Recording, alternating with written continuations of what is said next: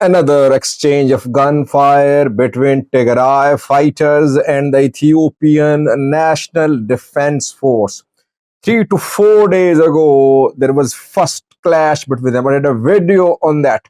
The second one happened a few hours ago. What happened? What is the reason behind this rising tension between Tigray forces and the Ethiopian National Defense Force? Secondly, security forces opened fire at people in Oromia. Several casualties are being reported there.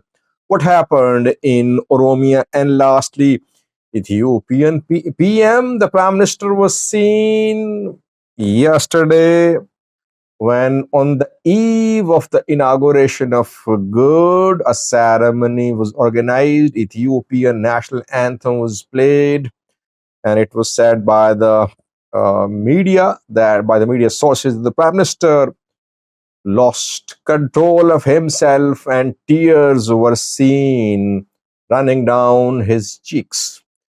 Let's have a look at this new story first, then what is happening between Tigray fighters and the Ethiopian military.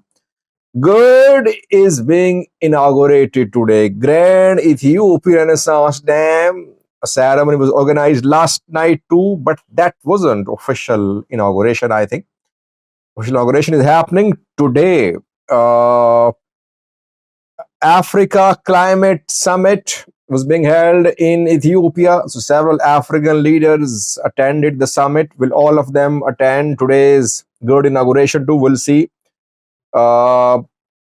In last night's ceremony, Ethiopian PM was seen, and when Ethiopian national anthem was played, people say the man became emotional and tears were seen running down the cheeks of the Prime Minister. Generally, the Prime Minister keeps himself calm. I don't know if those were tears of joy, tears of excitement, or maybe he was a little sweaty. But I always say that GURD is an achievement of Ethiopians. From day one, I've been saying, of the last 4 to 5 years, I've been saying that GURD is an achievement of Ethiopians. That just shows how capable Ethiopians are. That despite opposition from Western countries, Americans, some African countries, Arab world too, Ethiopia just pulled a miracle and built a dam. Billions of dollars were needed. A poor country managed to build it. That just shows that once you are united, you can work wonders. But credit should be given to all the people, to Meles Zenawi, to EPRDF, TPLF, to Prosperity Party, to PMRB, the engineers, to political parties, to media, to those who bought GURD bonds. I mean, over $4 billion US dollars were raised. Who bought the bonds? Commercial Bank of Ethiopia financed GURD construction.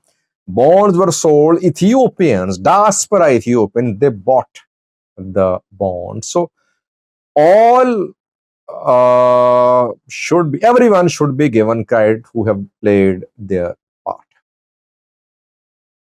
I'll do a video in coming hours after the formal inauguration of the dam. I fear, by the way, though it's a moment of joy for Ethiopians, but I fear that after the inauguration, we could see real escalation of tensions. I'll do a video on that in coming hours. Secondly, it was Oromia region where security forces opened fire at people. It happened in Adama city. Several casualties are being reported. No statement by government media so far, but reportedly, security forces opened fire at people who were protesting in Adama city. What happened there? In Adama, government officials have been demolishing houses, just like we saw around Addis Ababa. where large-scale demolition of residential buildings happened in recent months. Corridors are being built, etc. Same is the case in Adama too. People protested there. Security forces then opened fire to disperse the protesters, and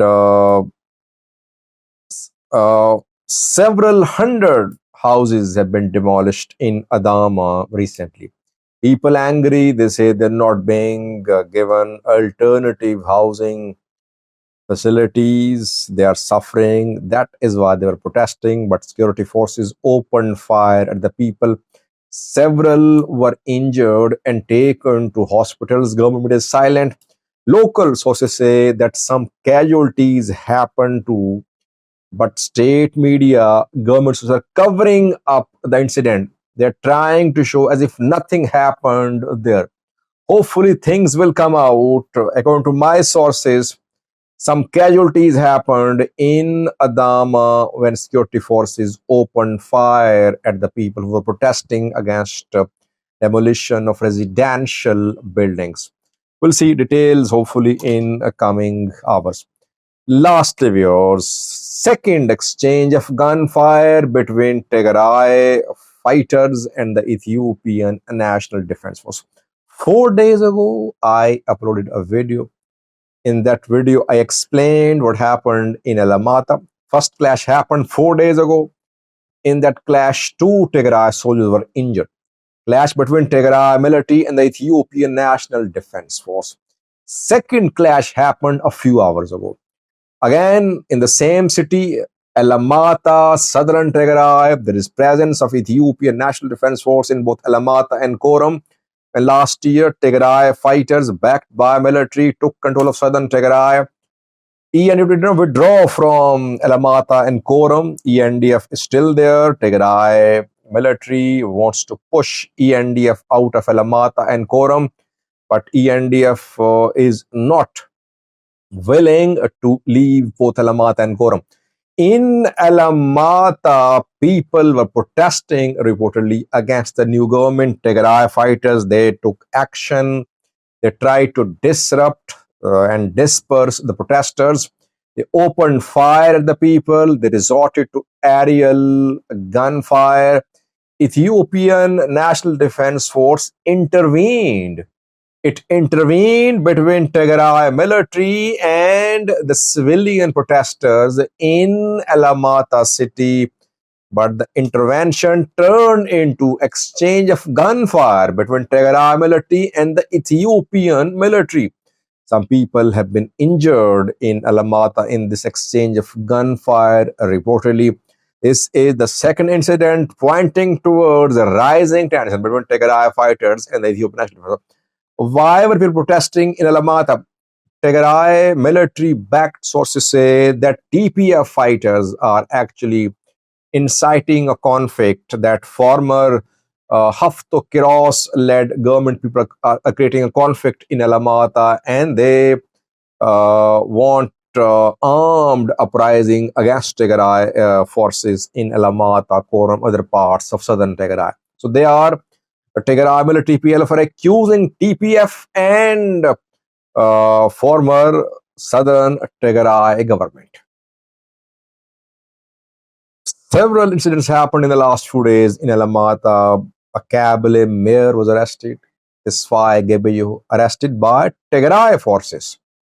Then Isis church was captured by Tigray fighters, and prayer and worship activities came to a halt there. The church came under the control of Tigray fighters. What is happening in Alamata and Oromia is that Tigray military and TPLF, they are trying to take full control of the two towns. If ENDF withdraws from Oromia and Alamata, it would mean that entire southern Tigray has come under the control of Tigray military TPLF. ENDF is not withdrawing, rather, Ethiopian National Defense Force is making new deployments to southern Tigray, North Wollo border. Why? Because these Two deployments are being made in case of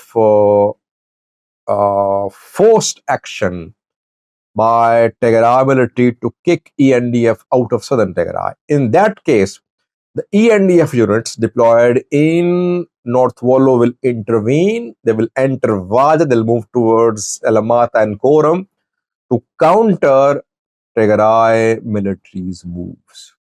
The situation is very volatile and tense in southern Tigray.